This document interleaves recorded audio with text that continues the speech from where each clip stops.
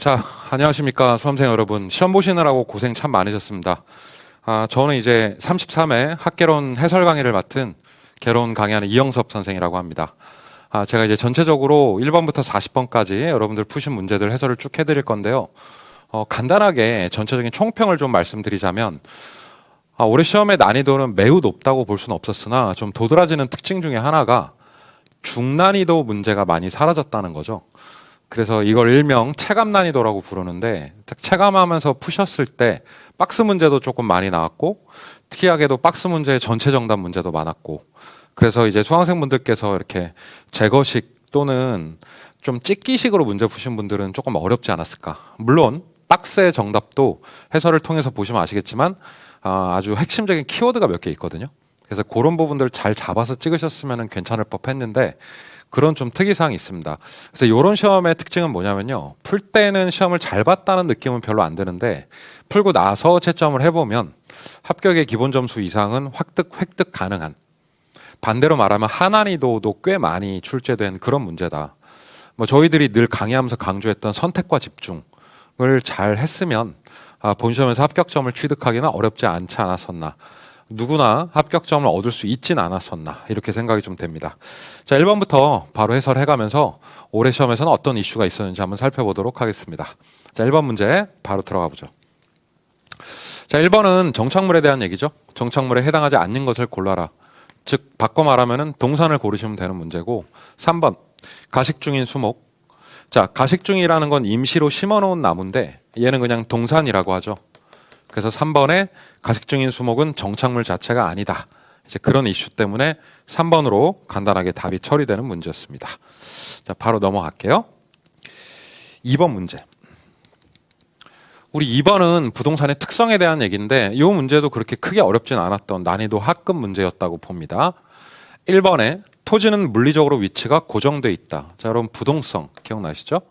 이 부동성의 핵심 키워드 중에 하나가 바로 국지화, 지역적으로 국한된다니까 정답은 바로 1번이었어요. 그래서 1번 찍고 그냥 넘어갔으면 되는 문제죠. 다른 걸 들여다볼 필요가 없는 내용들입니다.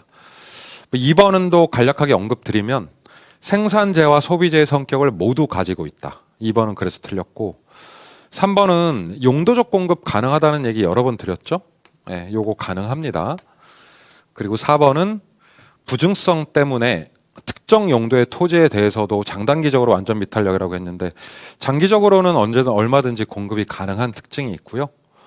그리고 5번에 토지는 영속성 때문에 물리적 감가는 안 되고 경제적 감가는 이루어지죠. 그렇죠? 그래서 물리적 감가가 불가하기 때문에 5번은 그렇게 틀린 지문으로 해설이 됩니다. 2번도 1번으로 쉽게 처리할 수 있는 문제였습니다. 3번 문제는 보기 자체의 느낌이 조금 낯설었을 수는 있습니다만 정답에 해당하는 4번이 워낙 쉽게 나왔죠. 저희도 이건 난이도 하짜리로 판단합니다. 두 글자 해변이다. 해변이면 빈지, 포락질 리가 없죠. 그래서 4번 쉽게 답을 찍을 수 있었던 문제였습니다. 재분배하는 토지를 환지라고 하고 1번. 그러니까 돌려주는 토지는 환지고 남아있는 토지가 이제 보류지가 되는 거죠. 그 보류지 중에서 5번 필요 경비를 충당하기 위한 땅을 채비지라고 한다. 이런 특이점이 있었고요. 2번에 경사 경계 키워드. 경계 그럼 얘는 법지 맞죠? 네. 3번은 길게 볼 거 없이 선 아래, 선하지 이렇게 처리해서 정답이 4번으로 취급되는 문제입니다. 얘도 난이도는 하정도로 보시는 게 맞다. 자, 4번이 이제 다소 논란이 될 수 있는 문제입니다. 이게 이제 저희 방문각에서 판단하는 내용을 제가 지금부터 말씀드릴 건데, 정답이 나왔을 때 만약에 저희가 생각한 거랑 다른 방향의 답이 나온다면 이 문제는 충분히 이의 신청거리가 된다, 이렇게 저희들은 보고 있습니다. 공급 감소 요인이죠 지금. 자, 공급 감소를 놓고 생각을 해보자고요. 감소시키는 요인을 모두 고른 것은 옳은 것을 고르라는 문제죠. 자, 기억번에 가격이 곧 하락할 것 같다라는 거거든요. 그럼 지금 공급하는 게 맞죠. 그럼 얘는 공급 증가 요인으로 보고 있고요. 그래서 이 기억번을 저희는 틀리다고 보고 있습니다. 근데 기억번은 다소 논쟁거리가 있으면 미리 말씀을 좀 드리겠습니다. 일단은 X로 처리하시고, 니은번에 업체 수가 감소하면 얘는 명백히 공급 감소가 맞죠. 그리고 디귿번의 토지 가격 하락은 공급 증가 요인이 되고요. 그리고 리을번의 주택 건설에 대한 정부의 보조금 축소. 보조금이 줄어들면 주택 공급이 줄어들 수 있다. 그래서 니은하고 리을 이 두 가지가 지금 현재 답으로 잡혀 있고요. 미음번은 원가 절감이니까 얘는 명백히 공급 증가죠. 그래서 정답은 2번 이렇게 잡으시는 게 맞지 않나 싶습니다. 4번은 2번으로 처리하시면 됩니다. 5번. 5번에서 탄력성 문제. 사실 이 문제는 뭐 제가 계속 강조했었고 제가 유튜브에서도 최종 강의할 때 다뤘던 문제인데 탄력성 3개가 결합되는 계산 문제입니다. 저희가 개인적으로 수업 시간에 이런 틀을 가지고 푸니까 그 부분을 말씀드릴게요. 가격 탄력성 0.5 처음에 나왔고 그 다음에 교차 탄력성은 0.3 이렇게 나왔고 그리고 소득 탄력성이 X인 문제예요. 몇이냐 이렇게. 자, 그 다음에 각각의 변화율이 나오는데 가격과 소득, 아파트 가격이 각각 5%씩 올랐다. 다 5%씩 오른 상태죠. 이렇게 5가 오르고 5가 오르고 5가 올랐다. 이렇게. 자, 됐을 때 전체 수요량 변화가 1%라고 했거든요. 그럼 전체는 플러스 1이 되는. 그래서 얘를 풀 때 각각의 변화율과 탄력성을 가지고 양을 3개를 구하면 되죠. 뭐 저는 늘 이렇게 말씀드렸어요. 가가양, 교가양, 소소양 하면 되는 문제다. 가격 탄력성 같은 경우에 2.5인데 가격 탄력성 부호가 뒤집힙니다. 마이너스 2.5. 교차 탄력성은 2개 곱하면 1.5. 그리고 소득 탄력성은 5x. 이제 이렇게 결합되는 문제고요. 이 3가지를 더했을 때 이게 전체 양에 해당하는 1이 되면 된다. 자, 이거 하면 마이너스 1이고 마이너스 1 더하기 5x가 1이 되는 부분. 5x는 넘어오면 2가 되니까 x 구할 때 0.4라고 찍어주시면 되죠. 그래서 평소에 이렇게 연습하신 분들 이렇게 해결하시면 되겠습니다. 자, 정답은 2번이었습니다. 6번.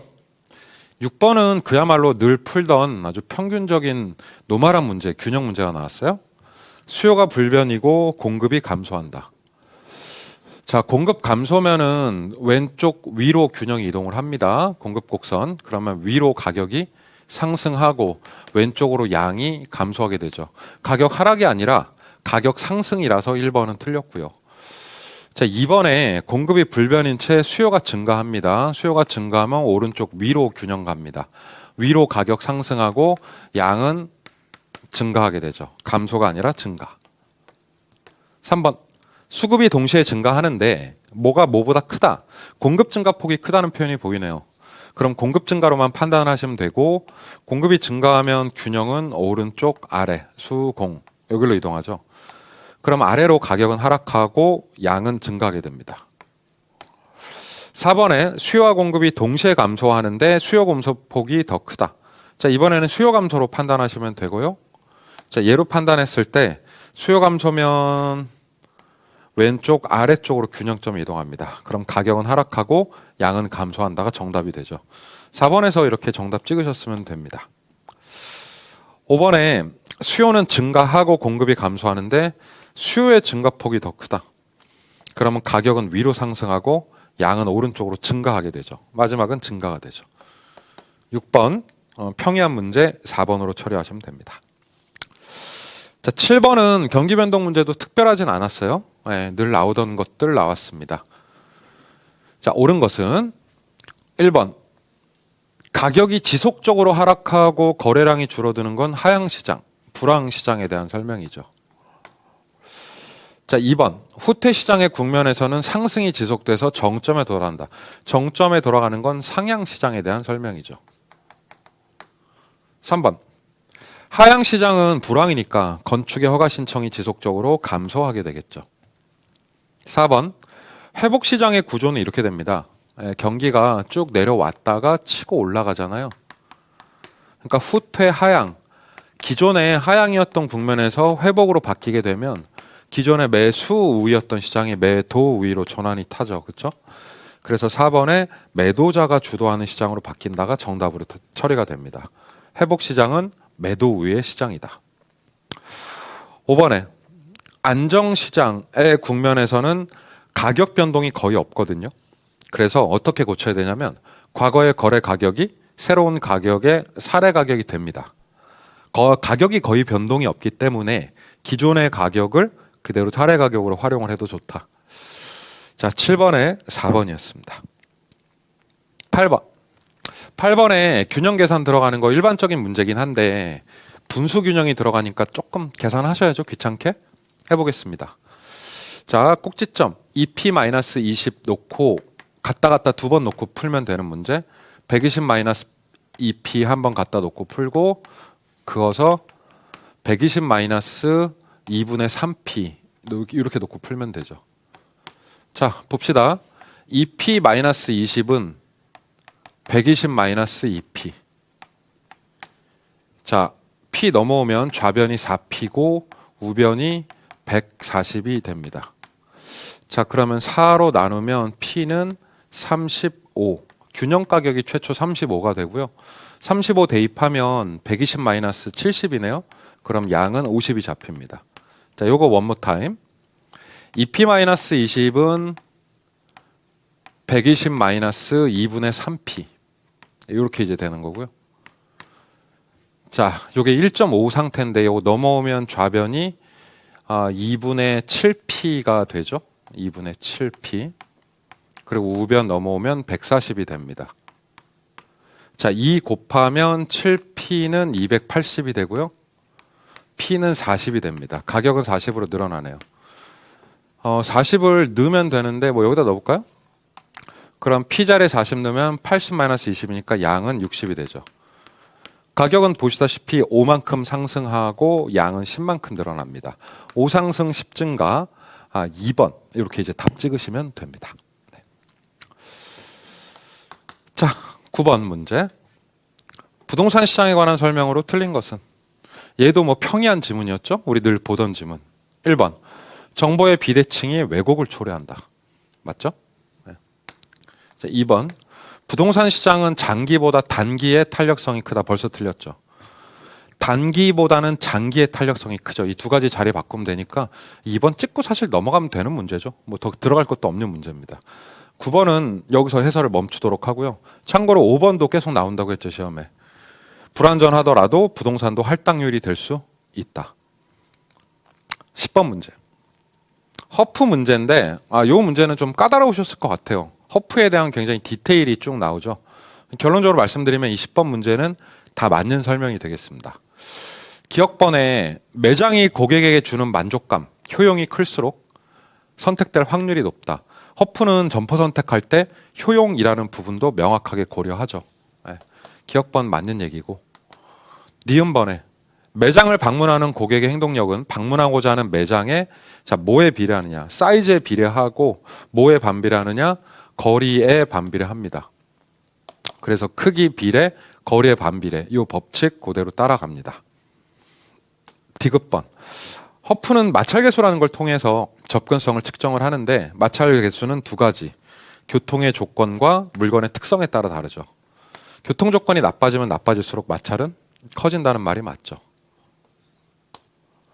리을번. 일반적으로는 그렇죠. 소비자는 가장 가까운 곳에서 상품을 선택하려는 경향이 있지만 언제나 그렇지는 않습니다만 일반적으로는 그렇다면 맞아라고 들어가줘야 되는 거죠. 그렇죠? 미음번. 허프는 어쨌든 고정된 상권을 놓고 서로 간에 먹고 먹히기 싸움, 제로섬 게임 하는 요런 상권 모델이죠. 네, 그래서 미음번도 역시 똑같은 맞게 처리가 됩니다. 10번은 그렇게 5번으로 처리가 되는데 이 문제는 다소 풀 때 어려움이 있지 않았나 하는 생각 개인적으로 합니다. 기출 계속 됐던 디귿번 같은 문장들, 이 디귿번 같은 문장들 잘 보셔야 돼요. 네. 자, 넘어가도록 하겠습니다. 11번, 12번 라인은 저는 무조건 맞췄어야 된다고 보는데 11번 같은 박스 문제가 오히려 우리에게 문제를 푸는 아주 좋은 기회입니다. 왜냐하면 키워드가 정말 도드라지거든요. 인간의 정주 체계를 이게 무슨 말인지 모른다 하고 패스하더라도 재화의 도달 범위랑 최소 요구치, 이 도달이랑 최소 요구 나오는 거 이거 크리스탈러 바로 그냥 보고 크리스탈러의 중심지 이론 이렇게 찾아 풀면 되거든요. 다른 생각을 하실 필요가 없습니다. 그래서 요 11번은 거의 보자마자 풀 수 있어야 되는 문제다. 5번 그렇게 찍고 넘어가시면 좋겠습니다. 12번도 제가 시험 직전에 유튜브 했던 영상에 그대로 나옵니다. 저희 파이널 계산 특강 할 때 제가 20개 찍어드렸는데 거기서 상당히 문제 많이 나왔거든요. 요것도 그 중에 하나였죠. 차 할인 안 돼요. 정보가치 구하라는 건데 처음에 차액 구하시면 돼요. 만약에 들어온다면 12.1억이고 안 들어온다면 마이너스 4.84. 계산기를 이렇게 두들기면 되죠. 차액 구하면 되고 할인하시면 되는데 2년 후니까 할인율 10% 하면은 나누기 1.12번 이렇게 하시면 되고, 그리고 여기에 될 확률이 아니라 안 될 확률 곱하시면 되거든요. 될 확률이 45니까 안 될 확률은 55%.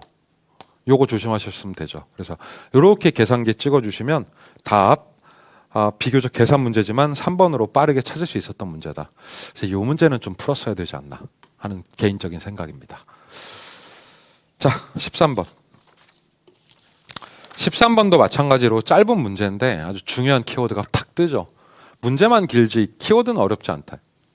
서로 다른 지대 곡선을 가진 농산물들, 농산물 얘기입니다. 입지 경쟁.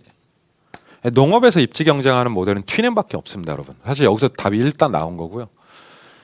그리고 두 번째, 입지 경쟁 과정에서 토지용이 할당되어 지대가 결정되는데 이 농업의 입찰지대, 튀넨이 얘기를 했고, 특히나 마지막에 중심에 가까울수록 집약 농업이다. 이거 튀넨 스토리죠.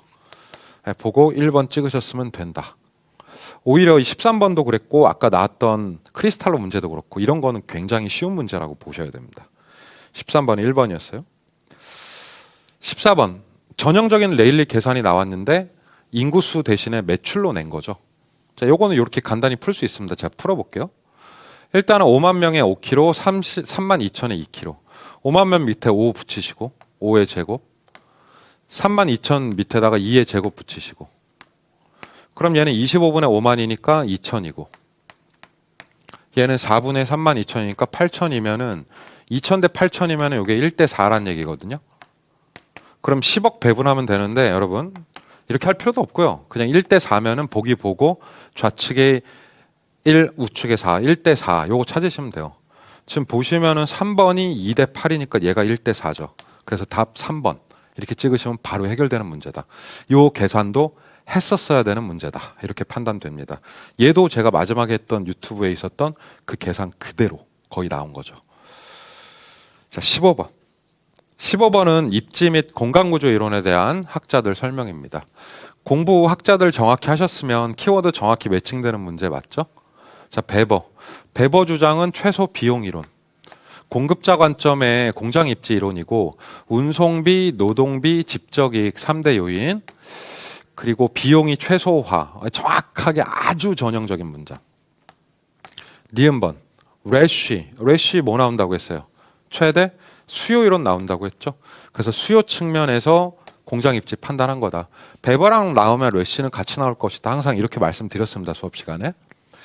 디귿번에 우리 넬슨도 입지 외우기로 했죠. 소매 입지 이론, 최대 매출 입지 찾는 이론이다. 맞는 얘기고. 리을번의 해리스 울만은 몇 개의 분리된 중심 다 핵심. 그래서 이 문제도 정말 쉬운 문제. 배버의 공업 입지, 래쉬의 수요 이론, 그리고 넬슨의 소매 입지, 그리고 해리스의 다 핵심까지. 그렇게 평이하게 풀 수 있었던 문제다. 그래서 15번 문제 그렇게 5번으로 처리하시면 되겠습니다. 좀 특이점은 박스 문제의 정답들이 거의 다 맞는, 좀 특이하죠. 그런 패턴이었어요. 16번에 여러분 용도 지역에 도시 지역에 뭐 있어요? 도시 지역 정도 외워놓자고 했었는데 주상 공녹, 주랑 상 공 녹. 그러면은 도시 지역에 속하는 건 녹지 하나밖에 없죠. 16번은 공법 문제긴 하지만 주상공록 정도는 알고 있어야 했죠. 1번 맞습니다. 17번. 투자회사법상 과론에 들어갈 내용 쉽게 나왔네요. 자산운용 전문 인력을 포, 상, 그리고 직. 포상직 나오면 무슨 관리? 자기관리. 뭐 여러 번 설명드렸습니다. 두 번째, 두 번째는 자산의 투자 운용을 조금 잘렸네요. 슬라이드가. 자산관리 회사에 맡기는 회사다. 자산관리 회사 그럼 얘는 누구? 위탁관리 리츠. 그래서 자기관리랑 위탁관리 리츠라고 법령상 이렇게 부르시면 되죠. 정답은 3번이었습니다. 18번. 18번은 법령상 3번이 조금 헷갈렸더라도 다른 거 보시면은 3번 찍을 수 있죠. 가령 1번. 택지 소유 상한은 현재 미시행된다는 거 계속 나오죠. 매년. 네. 2번. 비축제도는 직접적 개입이죠. 네. 요것도 틀렸고. 3번에 사실 개발부담제가 먼저 됐죠. 개발이익 환수제가 먼저 도입돼서 토지 개발이익 환수하고 이 법령이 스핀오프 돼서 새로운 법이 하나 또 탄생했습니다. 그게 재건축 개발이익 환수제니까 개발부담금제가 먼저 시행된 거 맞습니다. 정답 3번이죠. 4번에 PIR도 제가 수업 시간에 설명드렸었는데 올해 RIR과 PIR 나올 것 같다. 말씀 여러 번 드렸습니다. 왜냐하면 계속 뉴스에 나왔거든요. 이 내용들이. 소득 대비 프라이스 비율인데 해석은 소득 대비 집값 비율이고 P를 보시면 된다고 했습니다. 그러니까 P가 높냐 낮냐. 개인의 지불 능력을 나타내는데 그 값이 어떨수록 클수록 프라이스 값이 클수록 가격이 비싸다. 그러면 주택 구매가 어렵다는 얘기죠. 네, 그래서 4번은 이렇게 보시면 되겠습니다. 실명제는 실명제법이 따로 있죠. 네, 등기법 아닙니다. 그래서 18번, 3번으로 보시면 되겠습니다. 19번은 뭐 사실상 세법 문제죠. 조금 짜증나는 문제긴 합니다. 그초이? 예. 옳은 것을 모두 고르시오. 자, 일단은 한번 제거를 해볼게요. 여러분, 디귿번에. 재산세는 아시다시피 보유 단계니까 디귿번은 아니죠. 디귿번 한번 날려볼까요? 디귿번 들어간 거 틀렸으니까 4번 틀렸고 5번 틀렸고 리을번에 자 종부세는 보유 단계가 맞는데 증여세는 증여받는 취득 단계 세금이죠. 그래서 리을번도 지웠어야 했고 그럼 결국에는 니은번 싸움이다. 이 문제는. 니은번에 취득세하고 등록면허세, 지방세 맞습니다. 그래서 19번은 이렇게 2번으로 잡았어야 되는 문제죠. 참고로 저 부가가치세 국세입니다. 네. 세금을 다루는 범위가 조금은 넓어졌다. 세법에서 다루는 게. 그래서 공부하실 때 조세의 분류는 세법 개론 구별 없이 이제 하셔야 될 것 같다. 자, 20번은 처음에 딱 봤을 때 뭐지 하고 헷갈릴 수 있는데 이게 법조문이 아니라 이런 주택이 있다는 거예요. 이런 주택이 있는데 그럼 이 주택은 어디에 해당하는가를 법적으로 해석하라는 문제입니다. 자, 일단은 첫 번째 단서는 층수가 4층이라는 거. 이걸 바꿔 말하면 얘는 단독주택은 아니라는 겁니다. 단독이 층수가 3개층 이하죠. 그러니까 예를 들면 다가구는 아니란 얘기죠. 다중도 아니란 얘기입니다. 자, 이렇게 제거하는 거예요. 그 다음에 바닥 면적이 600제곱미터인데 얘는 66 이하죠. 그럼 66 초과에 해당하는 연립 아니고요. 그리고 세대수 합계가 8세대인데 8세대는 여기서 의미가 없습니다. 세대수 합계는 66 이하의 4계층 이하를 찾으시면 되는 거고 그게 이제 다세대로 가시면 되는 거죠. 이렇게.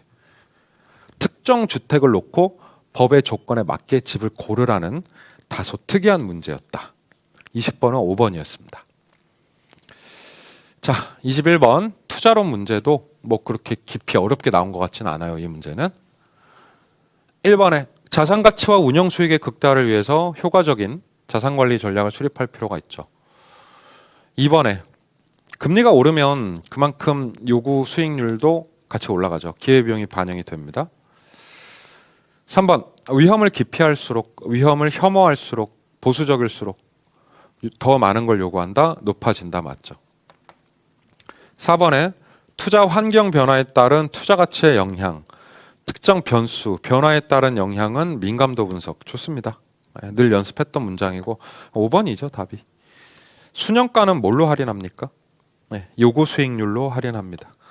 그래서 그것만 외우고 있어도 5번 쉽게 건져왔다. 22번도 답은 쉬웠어요. 1번. 자, 상관계수가 어때야 포트폴리오 감소 효과가 최대로 나타나느냐. 상관계수는 마이너스 1일 때가 최고죠. 그래서 정답은 바로 1번. 그리고 이 문제는 끝을 냈어야죠. 외우고 있었어야 돼요. 뭐 기대 수익률 가중 평균으로 구한다. 그리고 기대 수익률과 분산 다르게 나타날 수 있다. 비중에 따라서 비중의 가중치를 주니까. 4번에 무차별 곡선이라는 건 투자 대안 집합선. 그리고 5번에 위험에 대한 태도에 따라 최적 포트폴리오 선정이 달라질 수 있다. 보수적이냐 공격적이냐에 따라서 다른 선택 가능하다. 22번은 평이하게 1번으로 찍으실 수 있었던 그런 문제다. 23번에 환원율에 대한 내용, 개념이죠. 일종의 투자 수익률의 개념으로 접근하셔도 되죠. 감정평가에서 대상 부동산의 수익가치, 부동산의 감정평가액을 구할 때는 장래 예상되는 순영업소득을 환원율로 나눠서 환원시켜서 감정평가를 하는데 이 아랫도리에 해당하는 이 환원 이율이 할인율이자 수익률에 해당합니다. 그래서 이 환원율을 구할 때는 뭐 시장추출법, 조성법, 투자결합법, 뭐 에루드법, 부채감당법 여러 가지 방법들을 씁니다. 뭐 1번은 기본 이론인데 물음표하고 넘어갔어도 되는 말이고요. 2번 환원율은 자본의 기회비용이다. 네, 수익률이니까 반영이 되고 금리가 상승하면 그만큼 환원율이 높아진다. 요구 수익률하고 유사 성격이 관찰이 되죠. 자, 3번 순영업소득이 일정할 때 그랬는데 요 대가리가 일정하대요. 이게 고정된 순영업소득이고 그때 수요 증가로 인해서 자산의 가치가 상승하는데 이 자산 가치가 상승한다는 건 요 아랫도리에 있는 환원이율 그만큼 떨어진다는 얘기입니다. 환원율이 떨어져야 자산 가치가 올라가는 거죠. 그렇죠? 환원율이 올라가면 할인율이 커지기 때문에 자산 가치가 낮아지거든요. 그래서 자산 가치의 상승 자체가 환원율 낮추는 거다. 높이는 아니죠. 정답 3번. 4번에 위험의 감소 자체는 요구 수익률 낮추고 환원율도 낮추는 원인. 맞죠? 5번은 뭐 상식적으로 보시면 되고 23번은 그렇게 3번으로 처리되는 문제였습니다. 자, 24번에 여러분 할인법, 비할인법 다 외우고 계시지 않으세요? 순수 내부 현가만 할인한다. 순현가법, 수익성지수법, 내부수익률법, 현가회수기간법. 수익률법과 승수법은 어림셈법이고요. 이 어림셈법은 비할인법에 해당하니까 얘는 시간 가치를 반영하지 않는다. 그래서 1번 딱 찍고 끝냈어야 되는 문제. 복수의 내부 수익률 존재할 수 있고요. 그리고 세후는 지분에 대한 세후다. 세 나오면 지분 합쳐져 있고요. 4번에 타당성은 총 또는 지분을 기준으로 하는데 총소득 승수는 당연히 총투자액 기준으로 하고 세전 승수 같은 게 지분 투자액 기준으로 하죠. 5번에 DTI가 높다는 것 자체가 상환액이 많고 융자에 대한 비중이 높다는 얘기죠. 그러면 채무 불이행 위험도 높아진다. 24번은 1번 되겠습니다. 자, 2번은 겉포장은 어렵게 되어 있는데 실제 문제 그렇게 어렵지 않습니다. 공식을 알고 있다면 말이죠. 순소득 승수는 어떻게 구하냐? 순분의 총으로 구합니다. 그래서 여기서는 순영업소득하고 총투자액 구하면 되는데 총투자액은 1억이라고 나와 있어요. 여기 벌써. 만만 원은 1억이란 뜻이죠. 네. 그리고 순영업소득은 U에서 0 빼시면 돼요. 그냥. 1000만에서 500 빼면 500이고 그래서 1억 나누기 500만 하면 20년 바로 나옵니다. 참 허무하죠. 네. 이렇게 간단하게 풀리는 문제. 그래서 이게 정답 5번 이렇게 처리되는 문제였습니다.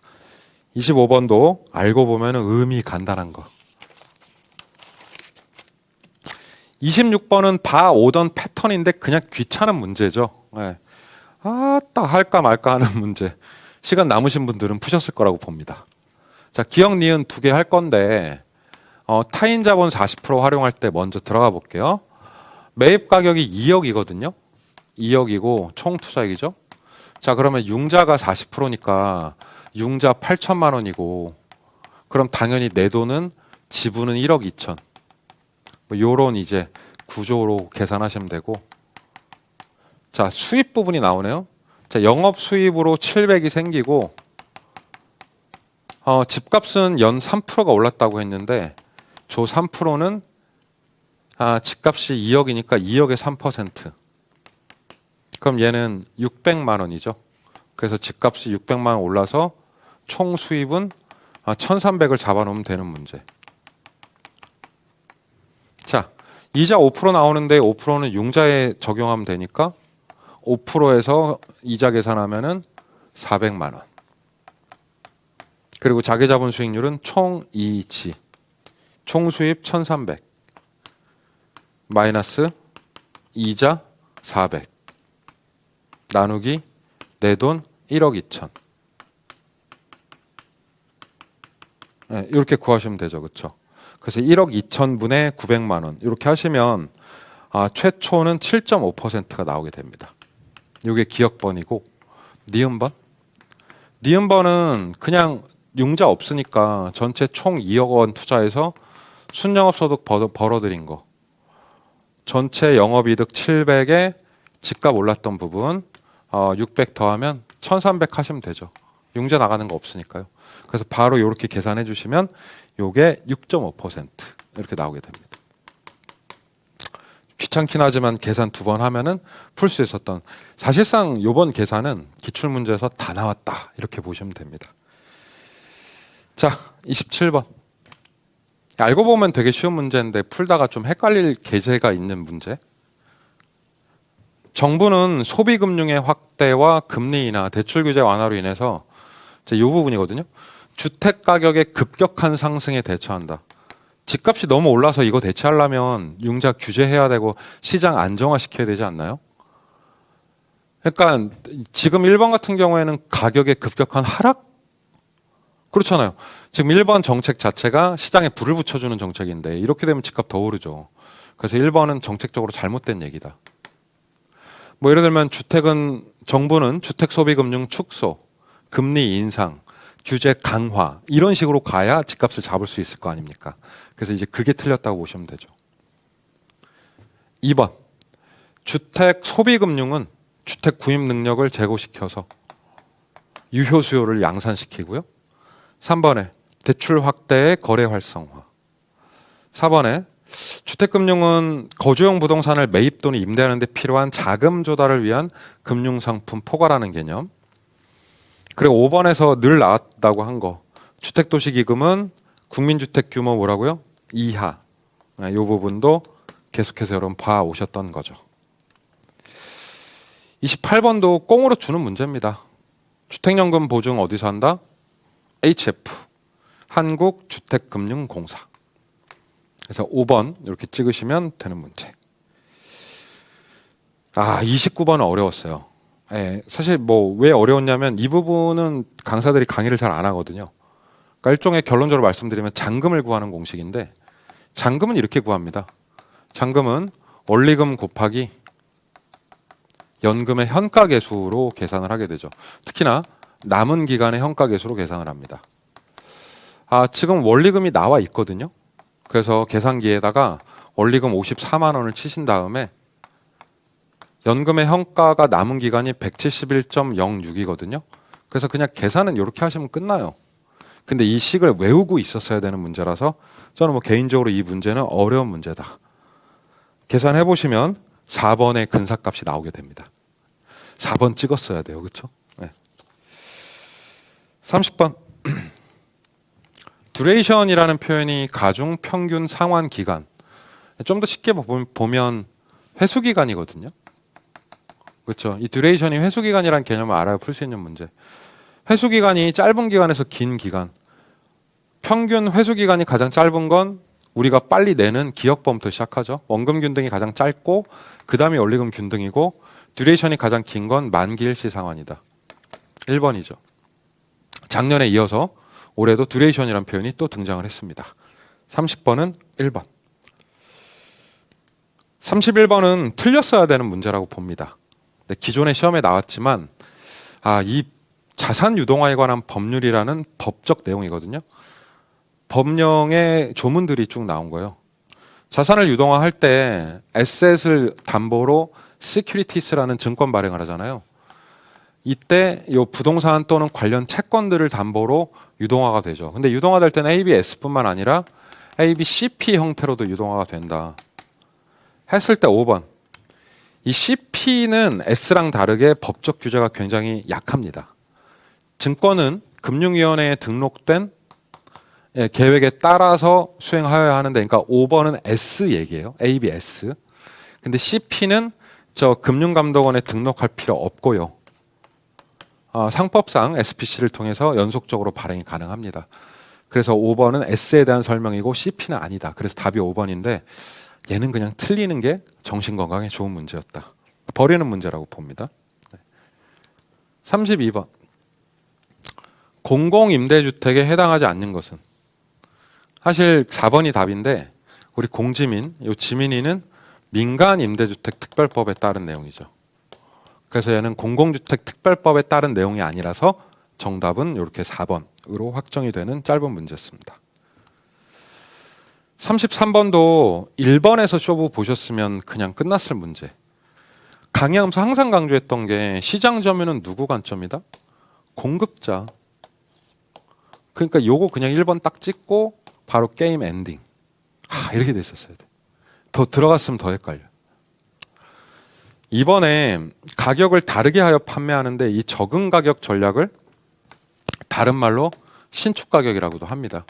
같은 말이거든요. 다르게 파는 거. 3번에 믹스하는 건 퍼피 믹스하는 거. 4번에 세분화하는 거는 분하는 거.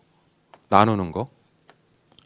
그리고 5번에 고객 점유는 구매 의사결정, 심리, 아니다. 뭐 이런 얘기들 나온다고 했죠. 평이한 문제였어요. 근데 저 1번에서 저 하나의 키워드, 저 공급자를 잡아냈느냐. 그거에 따라서 당락이 결정되던 문제. 34번도 쉽게 풀 수 있는 단답형 문제. 전문성과 효율성을 높일 수 있다. 위탁관리. 보고 바로 그냥 찍어야 돼요. 기밀 유지에 어려움이 있다. 위탁관리. 됐죠?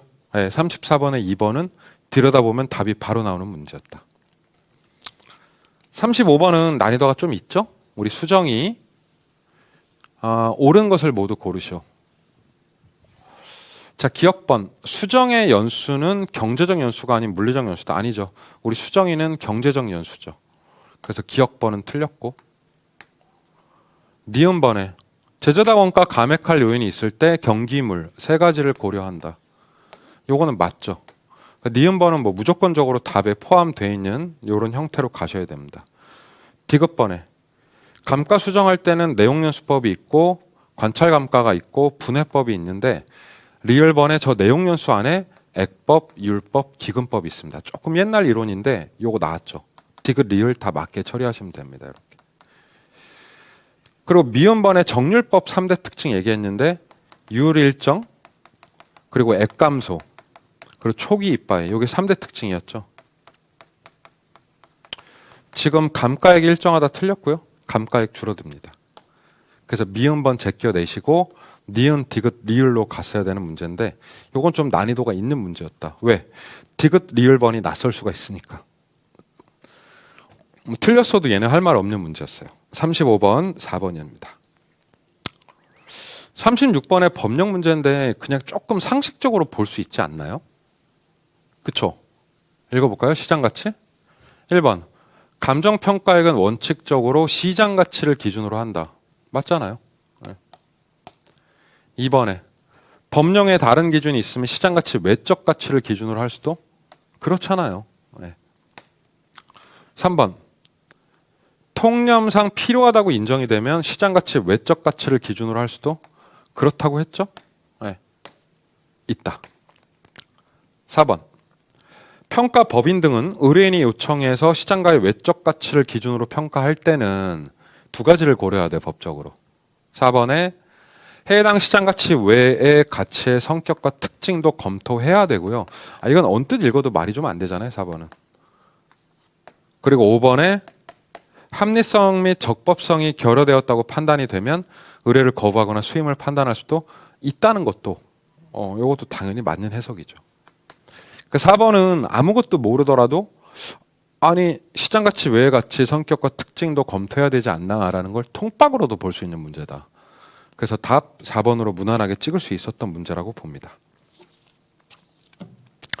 자, 37번 계산도 제가 마지막 유튜브 20선에서 했던 문제가 숫자만 바꿔서 나왔죠. 똑같이 나왔습니다. 이렇게 나올 거라고 예측했거든요. 푸신 분도 꽤 있으셨을 거라고 봅니다. 숫자가 조금 지저분하긴 해요. 자, 해볼까요? 4,400부터. 4,400 시작해서 처음에 공실 처리합니다. 10%니까 곱하기 90% 하셨으면 되고요. 그럼 유효 총소득이 3,960 나오고요.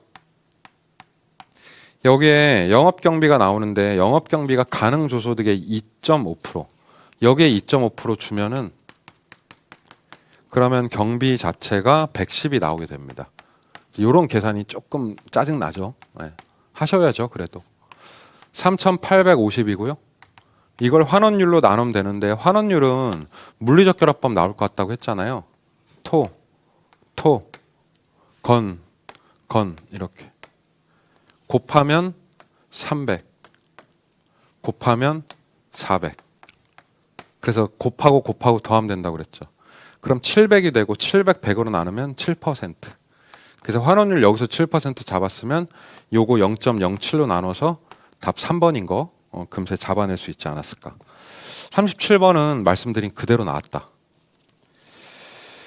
38번 1번 반드시 아닙니다. 1번은 반드시 때문에 틀린 문장이고요. 2번에 표준지 공시할 때도 올해 주변 토지 이용사항은 포함된다. 도로상은 포함된다.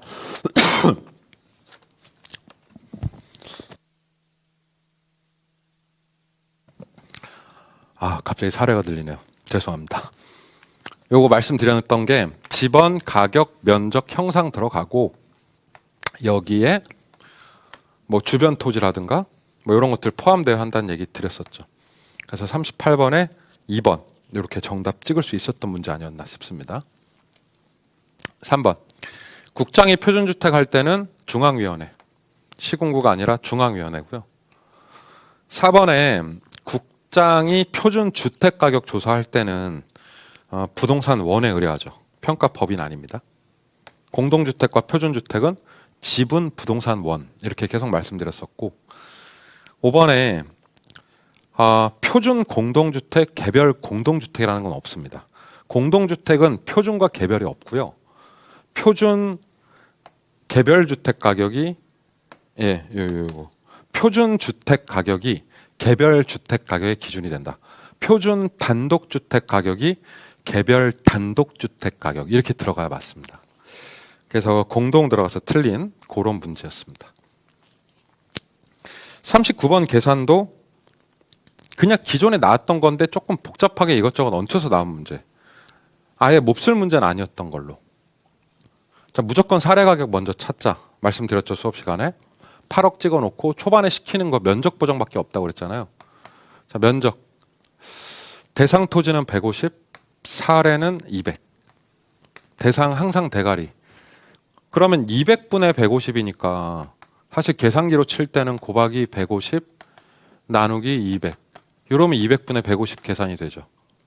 계산기로 이렇게 치시면 되고. 자, 그 다음에 사정보정 있으면 사정보정 치는 그냥 곱하면 되죠. 뭐 0.9 이렇게. 그리고 집가변동률을 보는데 집가변동률은 어떻게 보는 거냐면 요 용도지역이 주거지역이죠. 그럼 얘를 메인으로 보시는 겁니다. 그래서 주거지역의 집가변동률인 5%인 1.05를 주시면 되고요. 그리고 개별 요인은 사례에 비해서 5% 열세니까 5를 까면 0.95. 상승식으로 계산해서 요렇게롬 계산하시면 답이 나옵니다. 연습했던 문제의 연장선에서 나왔다. 5.3865. 5.3865니까 정답 2번으로 찍으셨으면 되죠. 마지막 40번. 자, 우리 늘 연습했던 감정평가에 관한 규칙. 기준 시점이란 평가액을 결정하는 기준이 되는 날짜고요. 2번에 가치를 달리하면 구분. 3번 거래사례비교법뿐만 아니라 공시지가기준법도 비교 방식에 해당하죠. 비교 방식에서는 일반적으로 거사비를 쓰고 땅값 구할 때 공지기를 쓴다. 뭐 숱하게 말씀드린 내용이라서 3번도 전혀 어렵지 않은 문제였다. 정답이죠. 4번에 주된 방법을 적용하는 것이 곤란하거나 부적절한 경우에는 다른 방법을 적용할 수도 있다. 그럴 수 있죠. 뭐 5번도 마찬가지고 이 3번에서 답 그냥 찍었어야 되는 문제가 아닐까 이렇게 생각이 됩니다. 전체적으로 보면은 그러니까 하난이도는 명백히 하, 상난이도는 명백히 상, 중산층 붕괴. 그래서 이게 이제 시험 보실 때 모두에 말씀드린 체감 난이도가 어려웠지만 막상 채점을 해보니까 60점 정도는 나온다. 그 이상도 나오시고요. 그런 문제가 아니었나 생각이 됩니다. 그럼 학습하실 때 역시 이번 시험도 기출범주를 벗어나는 문제가 거의 한 문제도 관찰이 안 되거든요. 그래서 기출문제 분석 철저히 하시고 본인이 시험이 어려웠다고 느끼시는 분들은 공부를 어렵게 하는 게 아니라 늘 나왔던 기출문제에 대한 정확한 해석과 반복, 공부를 난이도를 높여서 하실 이유가 전혀 없거든요. 그러니까 문제가 어려웠다고 보시면 안 돼요. 좀 헷갈렸다. 정확히 모르면 헷갈릴 수 있었다. 못 들어본 건 아닌데 둘 중에 하나가 찍을 때 애매했다. 이런 분들이 상당히 많을 것 같아요. 그러니까 그런 분들은 기존에 하시던 것을 좀 더 강화해서 반복해서 연습하시는 방향으로 그렇게 공부를 하시는 게 좋지 않을까, 그런 판단이 됩니다. 자, 이상으로 기출 해설을 마무리하고요. 시험 보시느라고 고생한 모든 분들께 합격의 영광이 함께하길 기원하겠습니다. 대단히 감사합니다. 수고하셨습니다.